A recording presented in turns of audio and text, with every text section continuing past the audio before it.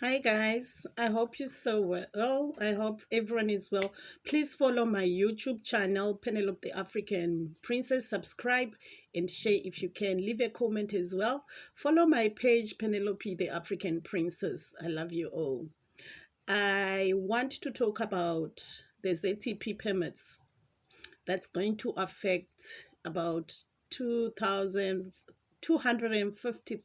Zimbabweans on the ground in South Africa. But then I'm not addressing this to the Zimbabwean people that are holding the ZTP permits.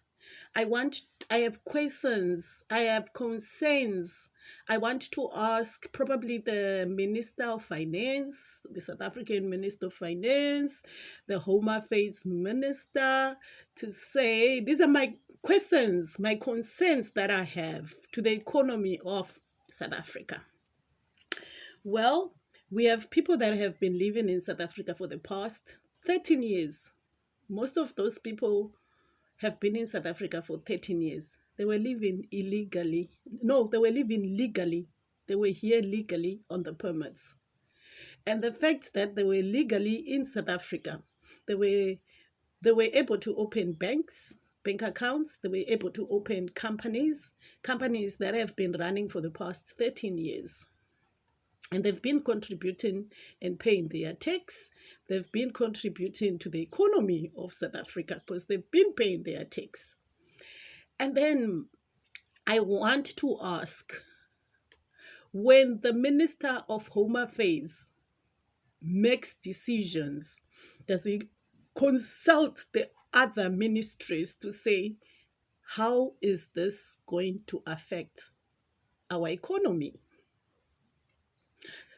Or they don't worry, they don't care about what happens. Because I'm just thinking from a business point of view, I'm just thinking we have 250,000 people that were working with valid permits. Let's say half of those people were running companies, or they had bank accounts and they managed to open them. They managed to open accounts and they had access to loans. What happens to all the loan that those people had obtained from the banks? If they are denied to continue to work, who's going to repay all those loan? Somebody is seated and saying, we don't care even if we're going to lose billions of amounts of money? I know I have a situation where banks have been opening accounts for passport holders because they know they are benefiting. People with ZEP permits, they were given loans, bonds. Yes, if it's a bond, they lose out. But what about those that obtained loans? Thousands, millions of cash that we're talking about. Who's going to repay those? Are you even considering how the economy is going to be affected? Or you just wake up on a fine day and say, we're going to cut this. We don't care what happens. We just want them out.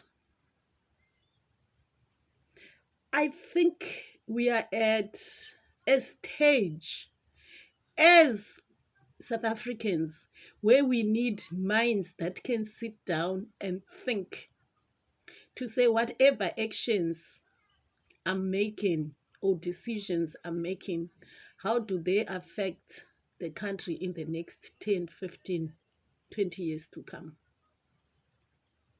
The same problems we're having with ESCOM. 5, 6, 7, 10 years ago, when everyone was crying for black empowerment, put our black brothers. Look what now our black brothers are doing. 10 years later, we are seeing the results.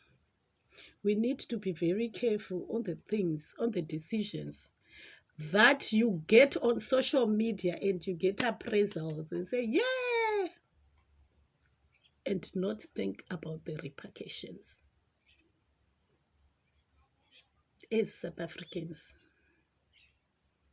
make decisions that will continue building your country. That's all I had to say. Who is going to repay the loans that Zimbabweans took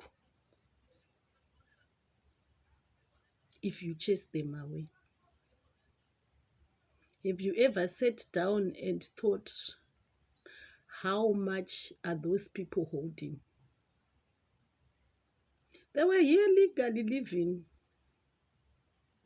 They obtained the loans legally.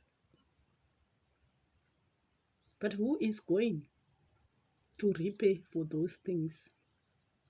I don't know. I'm also just thinking, it's me just thinking.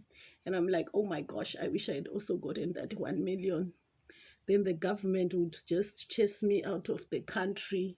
And then the next thing I'll say, it wasn't my fault. I can't repay because I was chased out of the country.